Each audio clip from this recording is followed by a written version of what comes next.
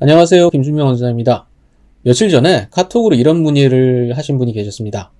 안녕하세요. 제가 가슴이 타는 것 같은 느낌이 들고 속도 울렁거리는데요. 내과에서 역류성 식도염이라고 합니다. 약은 먹고 있는데 제가 뭘 더 조심해야 할 건 없을까요? 불편해 죽겠어요. 역류성 식도염은 증상이 가벼울 때는 크게 불편하지는 않지만 이 증상이 심해지면 굉장히 괴로울 수가 있습니다. 문의하신 분처럼 가슴이 타는 듯한 느낌, 자결감이라고 하고요. 이런 증상이 생기기도 하고 어떤 분들은 주무시다가 울컥하고 속에서 위액이 올라오기도 합니다.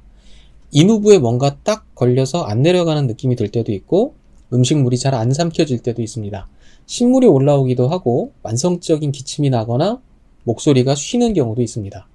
역류성 식도염은 위산을 포함한 위 내용물이 위장에서 식도로 역류가 되면서 식도점막을 자극해서 발생하는 질환입니다. 구조상 누워있을 때 역류가 더 잘 일어나기 때문에 증상도 서 있거나 앉아 있을 때보다는 누워있을 때 심해집니다. 역류성 식도염을 유발하는 흔한 원인들은 다음과 같습니다. 첫 번째, 과식이나 폭식을 하는 습관, 잦은 야식, 또 음식물을 섭취한 후에 바로 눕는 습관, 맵고 짜고 자극적인 음식을 자주 섭취하는 것, 튀김 등의 기름기가 많은 음식이나 생크림, 초콜릿처럼 단 음식을 자주 먹는 것, 과음과 지나친 흡연, 커피 같은 카페인 음료 또는 오렌지 주스처럼 맛이 많이 신 음료수의 섭취, 비만이나 임신으로 인해서 복부의 압력이 증가한 상태, 너무 꼭 끼는 옷을 즐겨 입는 경우, 과도한 스트레스, 식도나 위의 선천적인 또는 후천적인 문제, 식도 괄약근의 약화 또는 위장 운동의 감소 등이 있습니다. 이런 원인들이 주로 역류성 식도염을 유발하는 원인입니다. 식도염은 재발이 쉽기 때문에 치료와 함께 식사나 생활 습관을 개선하는 것이 중요하고 지속적인 관리가 필요합니다. 다음과 같은 생활 관리가 도움이 될 겁니다. 금연, 금주, 체중 감량, 식사 후에 바로 눕지 않는 것, 보통은 식사 후 3-4시간 후에 눕는 것을 권장합니다.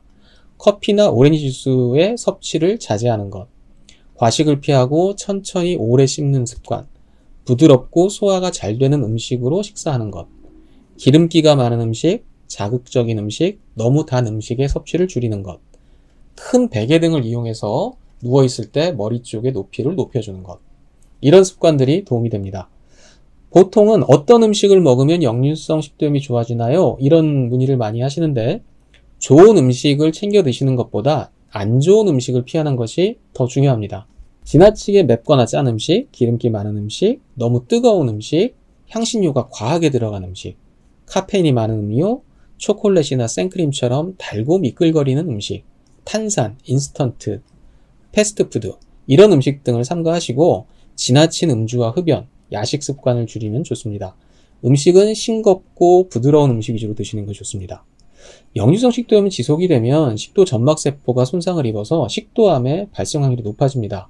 따라서 이 증상이 반복이 되면 적극적인 치료를 받는 게 좋습니다. 반복되는 역류성 식도염에도 한의학 치료가 좋은 효과가 있습니다.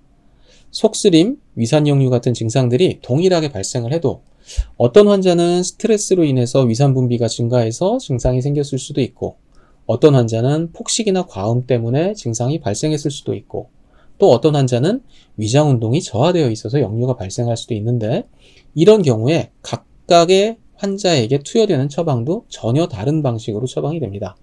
이처럼 발병한 원인과 개인적인 특성에 따라서 치료 방식이 달라지기 때문에 병원 치료를 통해서 잘 낫지 않던 증상들도 한의원 치료를 통해서 잘 개선되는 경우가 종종 있습니다. 역류성 식도염으로 지속적으로 고생을 하시는 분이라면 한의원 치료를 시도해 보시는 것도 좋을 것 같습니다. 영상 시청해 주셔서 감사합니다.